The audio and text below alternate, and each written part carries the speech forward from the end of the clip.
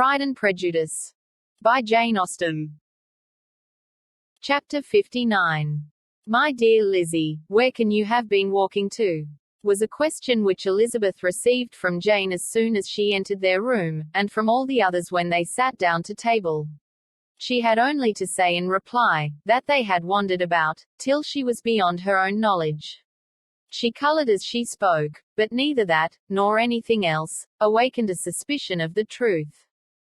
The evening passed quietly, unmarked by anything extraordinary.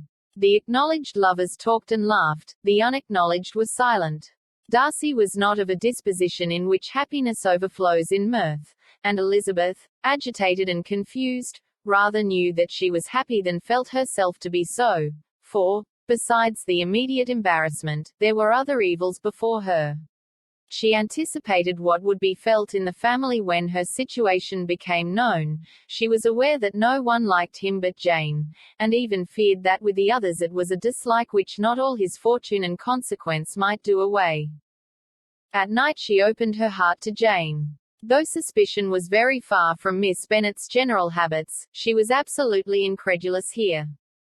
You are joking, Lizzie. This cannot be. Engaged to Mr. Darcy? No, no, you shall not deceive me. I know it to be impossible. This is a wretched beginning indeed. My sole dependence was on you, and I am sure nobody else will believe me, if you do not. Yet, indeed, I am in earnest. I speak nothing but the truth. He still loves me, and we are engaged.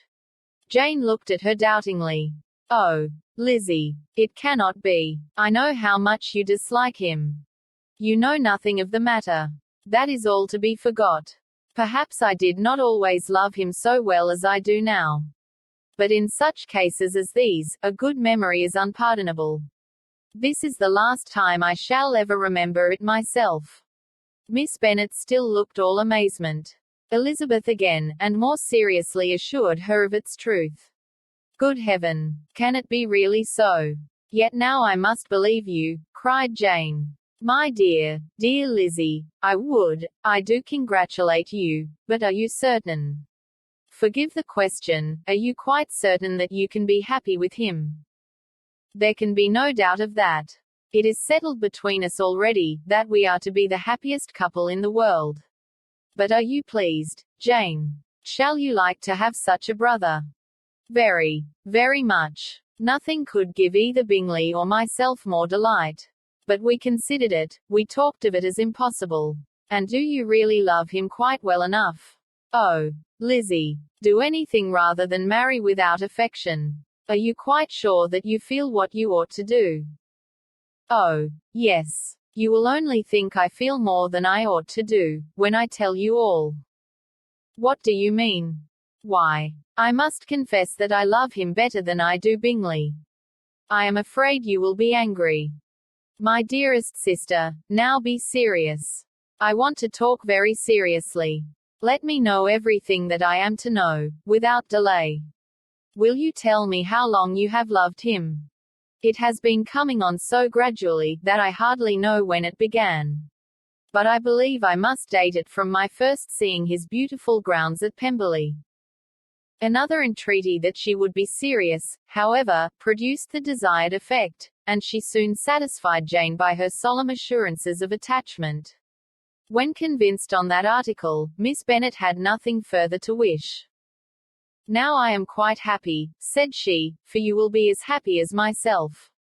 I always had a value for him. Were it for nothing but his love of you, I must always have esteemed him, but now, as Bingley's friend and your husband, there can be only Bingley and yourself more dear to me. But Lizzie, you have been very sly, very reserved with me. How little did you tell me of what passed at Pemberley and Lambton. I owe all that I know of it to another, not to you. Elizabeth told her the motives of her secrecy. She had been unwilling to mention Bingley, and the unsettled state of her own feelings had made her equally avoid the name of his friend. But now she would no longer conceal from her his share in Lydia's marriage. All was acknowledged, and half the night spent in conversation. Good gracious! cried Mrs. Bennet, as she stood at a window the next morning, if that disagreeable Mr. Darcy is not coming here again with our dear Bingley. What can he mean by being so tiresome as to be always coming here? I had no notion but he would go a-shooting, or something or other, and not disturb us with his company. What shall we do with him? Lizzie, you must walk out with him again, that he may not be in Bingley's way. Elizabeth could hardly help laughing at so convenient a proposal, yet was really vexed that her mother should be always giving him such an epithet. As soon as they entered, Bingley looked at her so expressively, and shook hands with such warmth, as left no doubt of his good information, and he soon afterwards said aloud, "Mrs. Bennet, have you no more lanes hereabouts in which Lizzie may lose her way again today?" "I advise Mr. Darcy, and Lizzie, and Kitty," said Mrs. Bennet, "to walk to Oakham Mount this morning. It is a nice long walk, and Mr. Darcy has never seen the view." "It may do very well for the others," replied Mr. Bingley, "but I am sure it will be too much for Kitty." "Won't it?" Kitty owned that she had rather stay at home. Darcy professed a great curiosity to see the view from the mount, and Elizabeth silently consented. As she went upstairs to get ready, Mrs. Bennet followed her, saying, "I am quite sorry, Lizzie, that you should be forced to have that disagreeable man all to yourself. But I hope you will not mind it. It is all for Jane's sake, you know, and there is no occasion for talking to him, except just now and then. So, do not put yourself to inconvenience." During their walk, it was resolved that Mr. Bennet's consent should be asked in the course of the evening. Elizabeth reserved to herself the application for her mother's.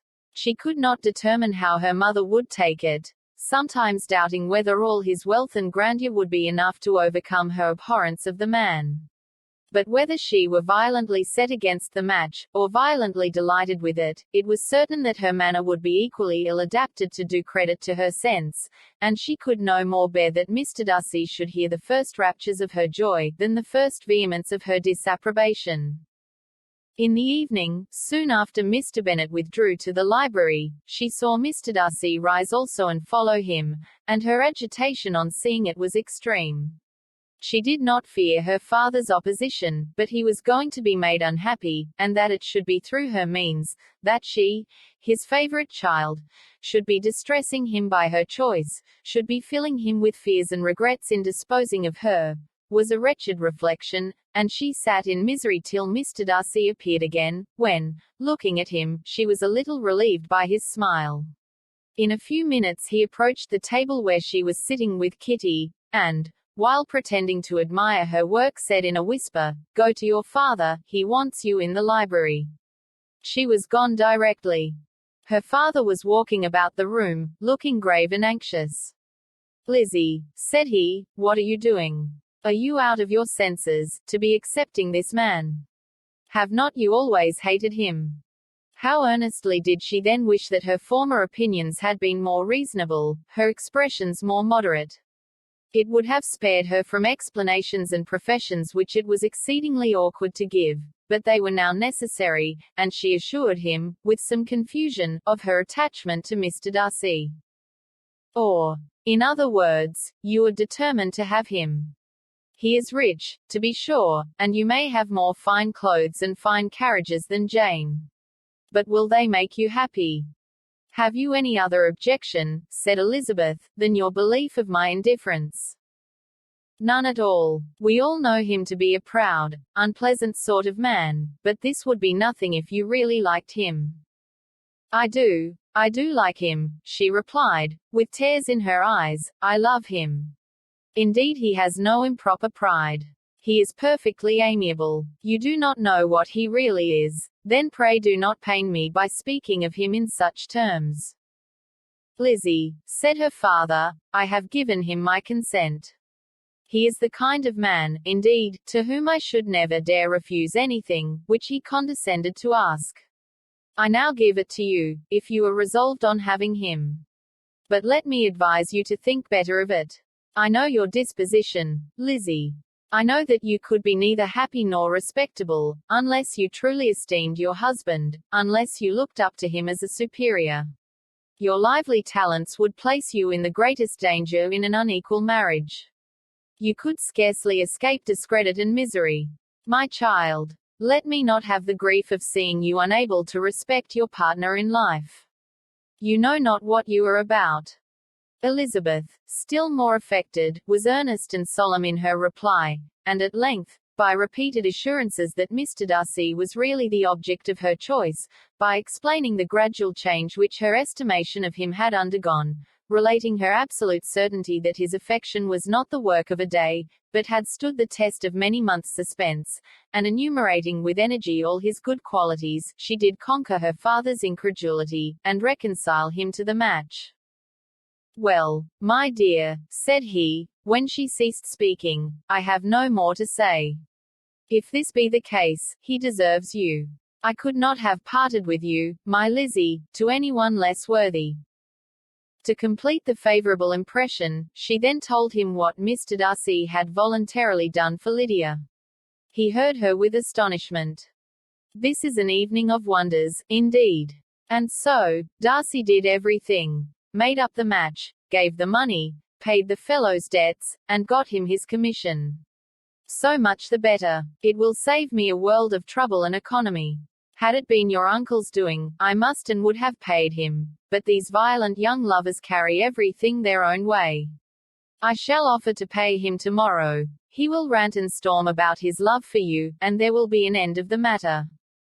He then recollected her embarrassment a few days before, on his reading Mr. Collins's letter, and after laughing at her some time, allowed her at last to go, saying, as she quitted the room, if any young men come for Mary or Kitty, send them in, for I am quite at leisure. Elizabeth's mind was now relieved from a very heavy weight, and, after half an hour's quiet reflection in her own room, she was able to join the others with tolerable composure. Everything was too recent for gaiety, but the evening passed tranquilly away, there was no longer anything material to be dreaded, and the comfort of ease and familiarity would come in time.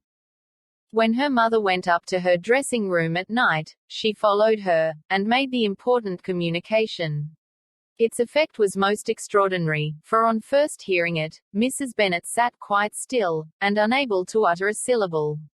Nor was it under many minutes that she could comprehend what she heard, though not in general backward to credit what was for the advantage of her family, or that came in the shape of a lover to any of them. She began at length to recover, to fidget about in her chair, get up, sit down again, wonder, and bless herself. Good gracious! Lord bless me! Only think! Dear me! Mr. Darcy! Who would have thought it? And is it really true? Oh, my sweetest Lizzie, how rich and how great you will be. What pin money, what jewels, what carriages you will have. Jane's is nothing to it, nothing at all. I am so pleased, so happy. Such a charming man, so handsome, so tall. Oh, my dear Lizzie. Pray apologize for my having disliked him so much before. I hope he will overlook it.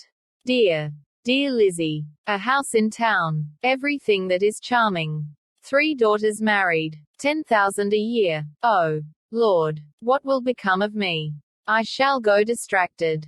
This was enough to prove that her approbation need not be doubted, and Elizabeth, rejoicing that such an effusion was heard only by herself, soon went away.